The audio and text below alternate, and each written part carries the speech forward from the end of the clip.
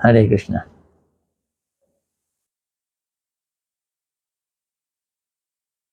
श्रील प्रभुपाद जी का उपदेशामृत।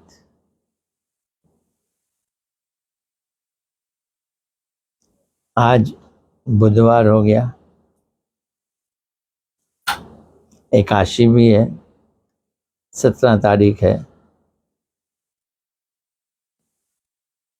कई सारी बातें हैं आज।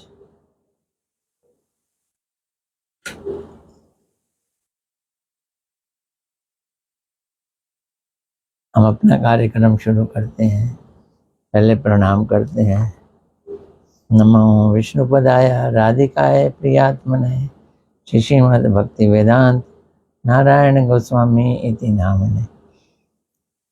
श्री कृष्ण लीला कथने सुदक्षम औदारे मधुरे गुणेश्च युक्तम वरम वरेण्यम पुरुषम महांतम नारायणम तमाम शिरसा नमामि।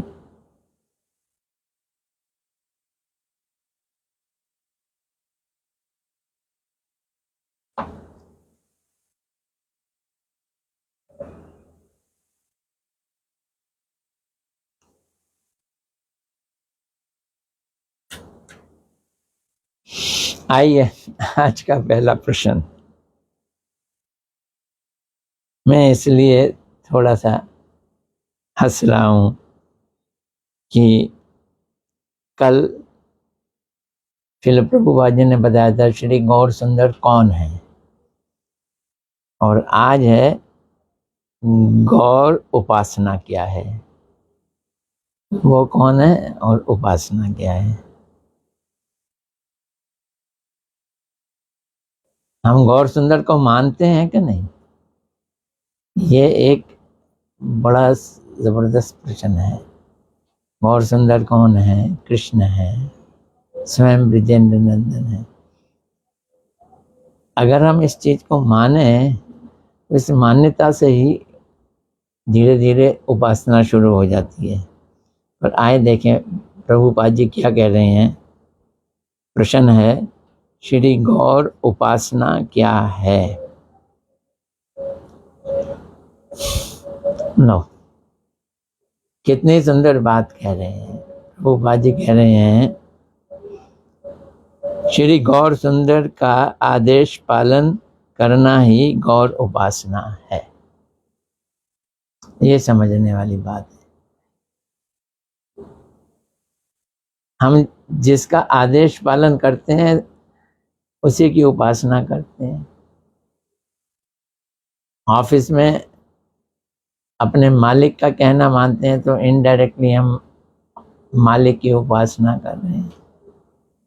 घर में बीवी बच्चों का कहना माने तो हम बीवी बच्चों की उपासना कर रहे हैं। लेकिन जब हम परमार्थ में चलना चाहते हैं तो क्या करेंगे? श्री गौर सुंदर का आदेश पालन करेंगे। वो गौर उपासना है।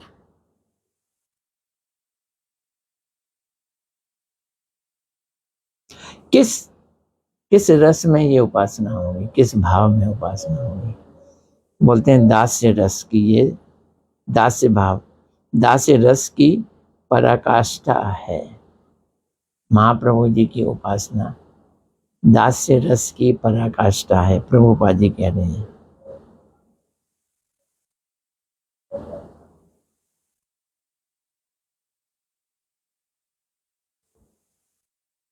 मधुर रस में गौर सुंदर युगल आकार में है।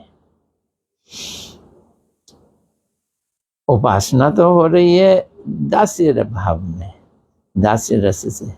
लेकिन ये खुद कौन है? खुद ये मधुर रस के युगल हैं, राधा और कृष्ण है। ये बात समझने की है। तो मधुर रस के गौर सुंदर युगल आकार में है। तो फिर कृष्ण के पास जाने के लिए गौर सुंदर की उपासना मदद करेगी। कैसे? वो समझा रहे हैं, श्रील प्रभुपाद जी उसे समझा रहे हैं। अनर्थ युक्त व्यक्ति कृष्ण के पास नहीं जा सकते। कंडीशन है। अनर्थ युक्त व्यक्तियों की कंडीशन है, वो कृष्ण के पास नहीं जा सकते। किंतु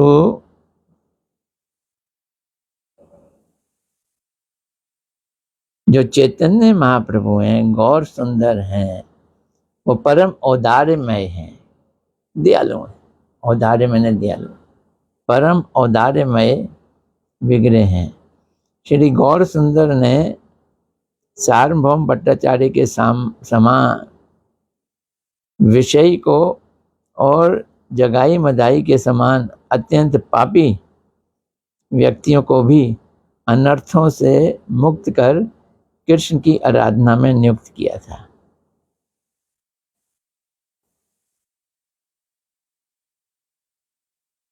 सार्वभौम भट्टाचार्य पैसे वाले थे और मायावादी भी थे।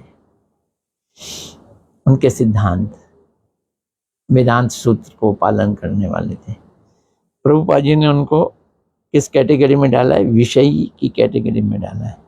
और जगाई मदाई को विषयी की कैटेगरी में नहीं डाला, पापियों की कैटेगरी में डाला है।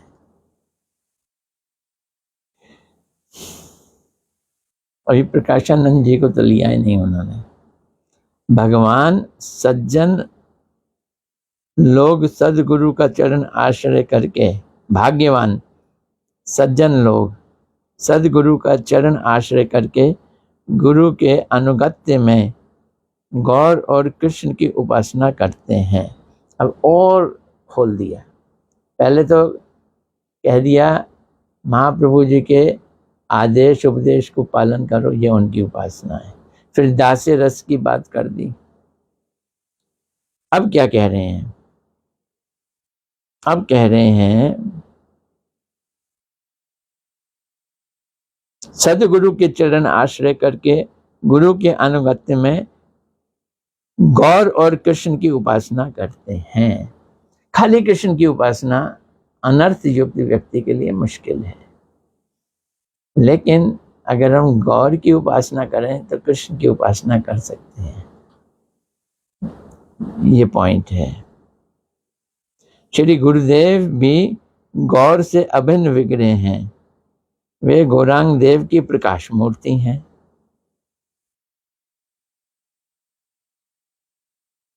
गुरुदेव हैं कौन? आश्रय जातीय भगवत तत्व, भगवान ही है। पर कौन से भगवान है? आश्रय जातीय है। मैं कई बार बोलता आता हूं इस चीज को, पूर्ण भगवान इज इक्वल टू विषय जातीय प्लस आश्रय जातीय। विषय जातीय भगवान कृष्ण हो गए और आश्रय जातीय उनकी शक्ति राधा रानी हो गई। राधा रानी के अनुगत्य में गुरुदेव हो गए। गुरुदेव भगवान हैं। कौन से भगवान है? आश्रय जातीय भगवान।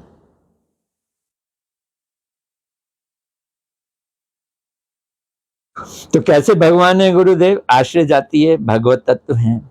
गुरुदेव भगवान होते हुए भी वास्तव में भगवत प्रेष्ठ हैं। भगवत प्रेष्ठ मतलब भगवान के प्रिय हैं, ये उनका गुण है। मुकुंद के प्रियतम हैं। वे आश्रय विग्रह हैं। आश्रय विग्रह का मतलब है, बोला ना, भगवान आश्रय और विषय हैं। तो उसको ऐसे समझ लो, विषय में वो व्यक्ति है जिसकी हम सेवा करते हैं, सेव्य कृष्ण। विषय जिसमें जिनकी हम सेवा करते हैं, तो कौन हो गए? सेव्य, वो कृष्ण है। और जो सेवा करता है वो आश्रय, वो कौन हुआ? सेवक। भगवान का मतलब है सेव्य प्लस सेवक। ये और सिंप्लीफाइड डेफिनेशन हो गई। तो वे आश्रय विग्रह यानी सेवक भगवान हैं। उन्हें विषय विग्रह या भोक्ता भगवान मानना अन्याय है और अपराध है। अपराध है तो ठीक लग रहा है, अन्याय भी कह दिया, ये न्याय संगत नहीं है। जैसे कई लोग अपने गुरु को भगवान ही मान लेते हैं ना, गुरुडम, कई कई पंथ हैं जो गुरु को ही सब कुछ मानते हैं, उनके यहाँ भगवान है ही नहीं। राधा स्वामियों को ले लो, निरंकारियों को ले लो, अब कहना तो नहीं चाहिए पर है ही ऐसा, वो गुरु को सब कुछ मानते हैं और भगवान को उनसे नीचे मानते हैं। लेकिन ये गलत चीज है। क्यों? सनातन धर्म इसको नहीं मानता। सनातन धर्म कहता है जो गुरु हैं वो सेवक हैं और जो भगवान है वो सेव्य हैं। एक आश्रय जाति है, एक विषय जाति है। तो अब उन्हें अगर हम विषय जाति मान लें, सेवक की जगह सेव्य मान लें,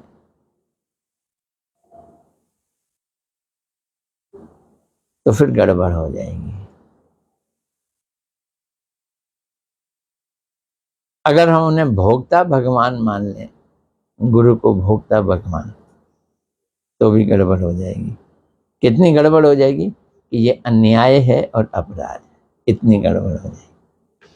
चलो अगला प्रश्न, क्या मनुष्य जन्म पाकर हरि भजन करना आवश्यक है? ये देखो, प्रभुपाद जी के प्रश्न भी सीधे सरल से होते हैं, उत्तर जो हैं वो जरा कटीले होते हैं।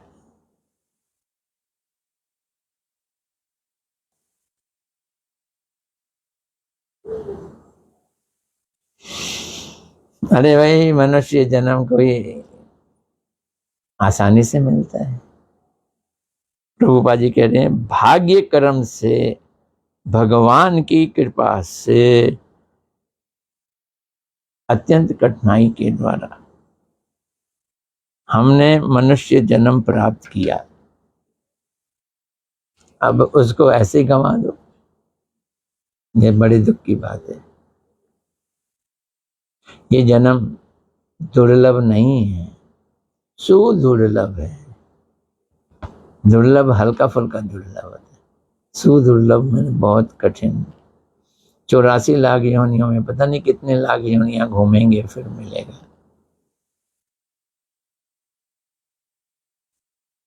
और तो और मनुष्य जन्म मिला है, अगला जन्म मनुष्य का होगा कोई गारंटी नहीं।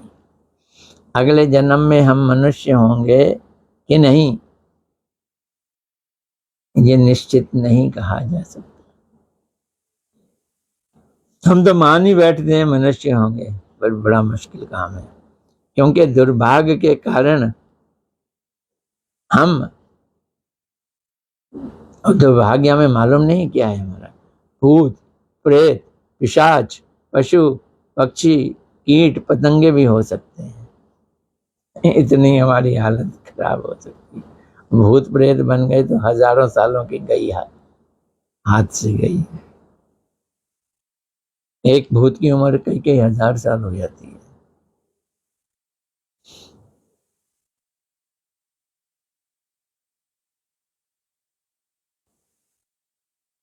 इन सब जन्मों में भगवान का भजन संभव नहीं है। अतः इस जन्म में जितना भी दिन बचे उन्हें दूसरे कामों में लगाना उचित नहीं है। होश आए तो भगवान का भजन शुरू कर दो। जीवन स्थायी है नहीं, अस्थायी है ये भी नहीं लिखा, क्षण स्थायी है, क्षण भर में खत्म हो जाएगा। जीवन क्षण स्थायी है, प्रभुपाद जी की भाषा है ना, जीवन क्षण स्थायी है। ये मनुष्य जन्म अनित्य होने पर भी अर्थप्रद है, इसमें हम भला कर सकते हैं। क्या भला कर सकते हैं? भक्तिप्रद है, भक्ति देने वाला है ये मनुष्य जीवन। अतः जीवन रहते रहते ही शीघ्र से शीघ्र अर्थ, अर्थ का क्या मतलब है यहाँ, अर्थात परमार्थ, परम अर्थ, परमार्थ प्राप्त कर लेना चाहिए। मनुष्य स्वयं के प्रति ब्राह्मण, क्षत्रिय, वैश्य, शूद्र, ब्रह्मचारी, गृहस्थ, वानप्रस्थ और सन्यासी का अभिमान करते हैं। यही हमारी पोजीशन है। किंतु बुद्धिमान व्यक्ति इसे मिथ्या ही समझते हैं। ये अभिमान क्या है? मिथ्या अभिमान है। वो ऐसा अभिमान नहीं करते, क्योंकि हम भगवान के दास हैं। हम इस जगत की कोई वस्तु, क्योंकि हम भगवान के दास हैं, हम इस जगत की कोई वस्तु नहीं है। शरीर के प्रति आत्मबुद्धि सबसे बड़ी भ्रांति है। शरीर के प्रति आत्मबुद्धि भ्रांति मात्र है। महाप्रभु ने क्या कहा है समझ लो। जीवेर स्वभाव कृष्णदास अभिमान। जीव का जो स्वभाव है, ये अभिमान करे कि मैं कृष्ण का दास हूं। ये जीव का स्वभाव है। क्या? वो ये अभिमान करे कि मैं कृष्ण का दास हूं। जीवेर स्वभाव, जीव का स्वभाव कृष्ण दास अभिमान, मैं कृष्ण दास का हूं, ये अभिमान करे। देहे आत्मज्ञाने आच्छादित सही ज्ञान। लेकिन ये वाला स्वभाव, ये वाला ज्ञान कि मैं भगवान का दास हूं, ये ढक जाता है, आच्छादित हो जाता है। किस चीज से आच्छादित हो जाता है? देह आत्मज्ञान है, मैं ये देह हूं, इस बात से ढक जाता है। मैं शरीर हूं। अहम और मम, ये दो भाव हैं, मैं और मेरा। शरीर के प्रति मैं और शरीर के संबंधित वस्तुओं के प्रति मेरा, ये दो भाव। तो आम महम भावकारी व्यक्तियों की जीवा पर हरि नाम उच्चारित नहीं होता। वो तो अहम और मम की बातें करते रहते हैं ना, ये मेरा, ये मेरा, ये मेरा, ये मेरा, मैंने ऐसा किया, मैंने ऐसा किया। भक्ति भी करेंगे तो उसमें भी मैं को डालेंगे।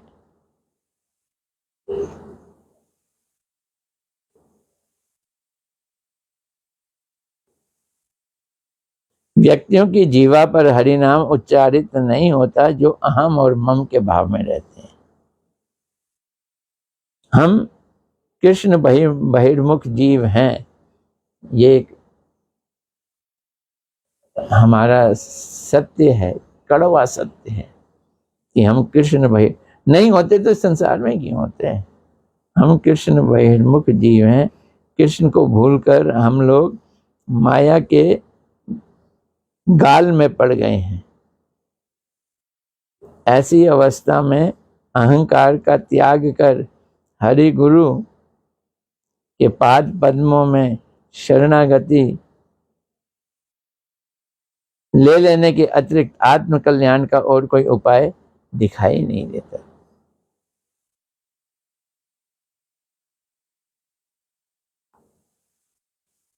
क्या कह रहे हैं आगे प्रभुपाद जी? हाथी अपने को हाथी और कुत्ता अपने को कुत्ता मानता है, मानता ही है। किंतु मनुष्य को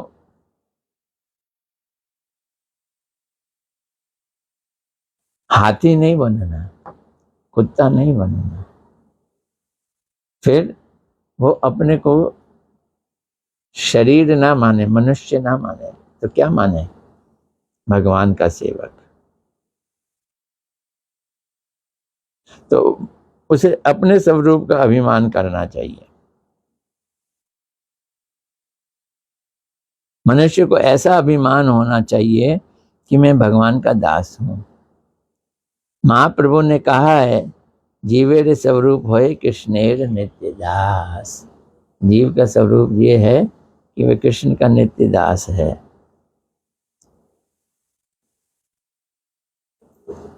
प्रत्येक अणु, प्रत्येक परमाणु में श्री हरि उपस्थित हैं, ये भी समझने वाली चीज है। हर अणु परमाणु में भगवान है। वे मूर्ख से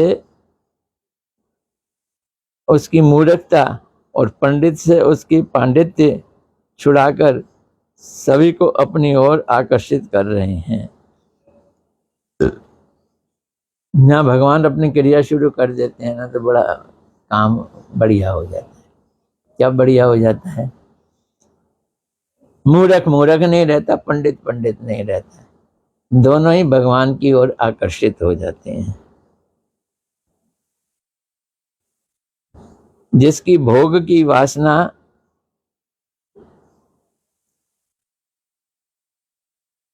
और बड़ा बनने की आशा और साधु के रूप में प्रशंसा पाने की अभिलाषा नहीं है। साधु भी हम बनते हैं ताकि हमें प्रशंसा मिले। तो जिनको ये अभिलाषा नहीं है वे ही उनकी कथाओं को सुनेंगे, किंतु जो इन सब तुच्छ वस्तुओं को चाहते हैं उनके कानों में प्रभु की आवाज ही नहीं पहुंच सकती, आवाज ही नहीं जाएगी।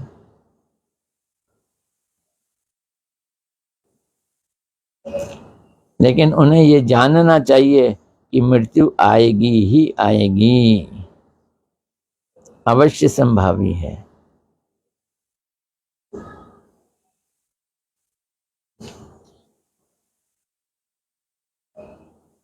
आज भी आ सकती है, या 100 वर्षों के बाद प्राणियों की मृत्यु निश्चित है। मरता कौन है? हम नहीं मर रहे। क्यों? हम तो चैतन्य वस्तु हैं, किंतु चैतन्य होकर भी हम लोग भगवान के भक्तों के निकट ना जाएं, उनकी कथाओं को ना सुने तो हमारा सर्वनाश अनिवार्य है।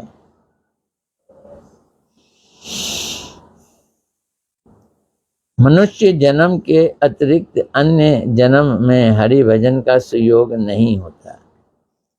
ये भी एक बड़ी पतेदार बात है। अतः श्रेय प्राप्त करने के लिए जीवन के अंतिम समय तक जगत की समस्त बातों को छोड़कर हम केवल मात्र भगवान का भजन करेंगे। कहाँ होता है? संसार का भजन ही होता है, ऐसे ही है। चलो, इस बंधुहीन देश में आत्मीय नामधारी सभी लोग भगवत भजन के प्रतिकूल हैं। सारे लोग भगवत भजन के प्रतिकूल हैं। तो ये जगत हमारा, इस जगत का कोई भी हमारा व्यक्ति बंधु नहीं है, तो इसलिए ये दुनिया बंधु रहित है। तो बोल रहे हैं शब्द, बंधु विहीन देश ये दुनिया। आत्मीय नामधारी सभी लोग, और तुम मेरे हो ऐसा कहने वाले नामधारी, नाम के लोग भगवत भजन के प्रतिकूल हैं। आत्मीय के रूप में एकमात्र वैष्णव के आश्रय के अतिरिक्त हमारा अन्य उपाय नहीं है। आत्मीय के रूप में एकमात्र, आत्मीय कौन है? वैष्णव लोग हमारे आत्मीय हैं। किसी मनुष्य के लिए कोई कार्य करने की आवश्यकता नहीं है। सब लोग मिलकर केवल मात्र भगवान की सेवकों की सेवा करें। जो सेवक नहीं है उनकी सेवा नहीं करो, खाली भगवान के भक्तों की सेवा करो, और कुछ करने की जरूरत ही नहीं है। ये प्रभुपाद जी सखत, कोई कॉम्प्रोमाइज नहीं। विद्या, बुद्धि, पांडित्य, बल, अर्थ, सामर्थ्य के द्वारा सभी लोग भगवान की सेवा करें।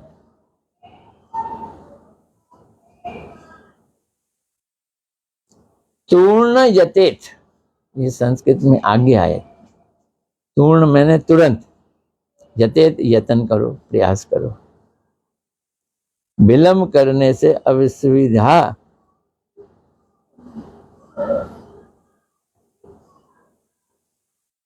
देर करोगे तो गड़बड़ी हो जाएगी, असुविधा हो जाएगी, फिर भजन नहीं हो पाएगा अगर देर करोगे तो। अवैष्णव धर्म ग्रहण करने वाले का मंगल नहीं हो सकता भाई। समस्त प्रकार के मंगल वैष्णव के चरण कमलों के आश्रय लेने वाले के लिए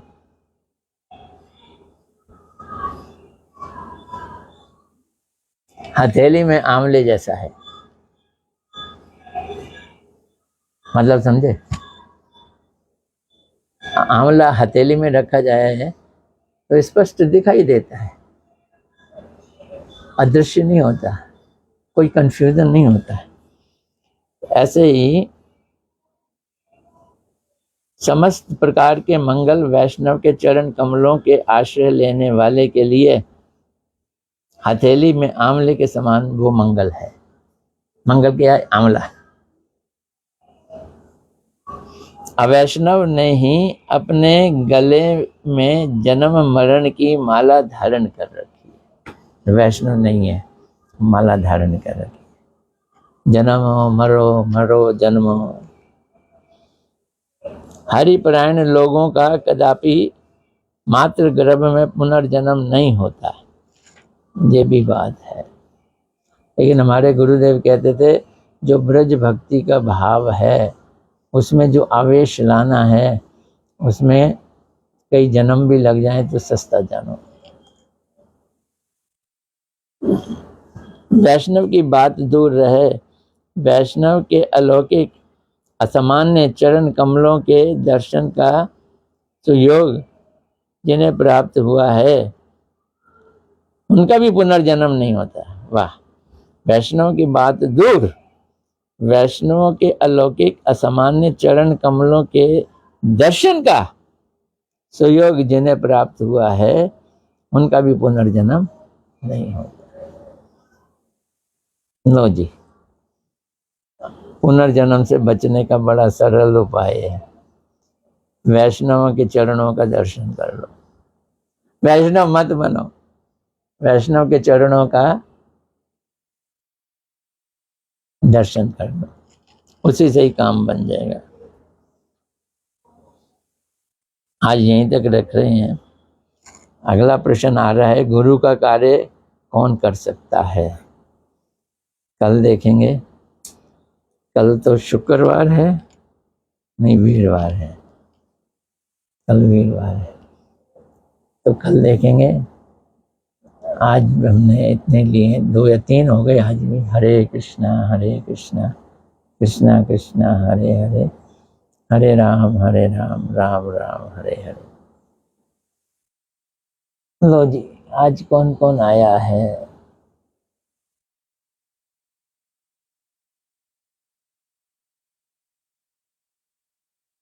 आज तो नंबर 1 में मनीष जी आ गए। क्या बात है, वो तो मेरे सामने ही बैठे हुए हैं इसलिए आ गए।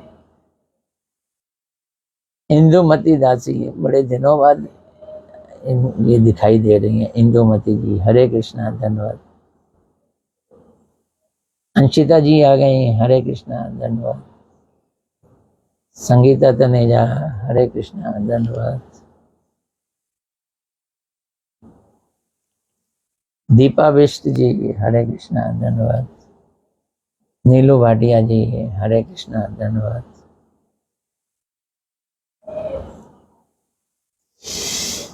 हिंदू आहूजा जी, अंशिता जी की भैया भी आ गई, हरे कृष्णा, धन्यवाद। मालनी दासी हॉलैंड आ गया, हरे कृष्णा, धन्यवाद।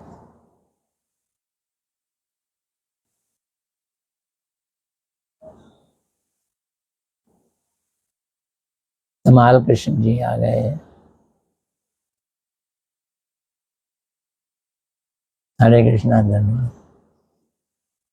करण जी, हरे कृष्णा, धन्यवाद।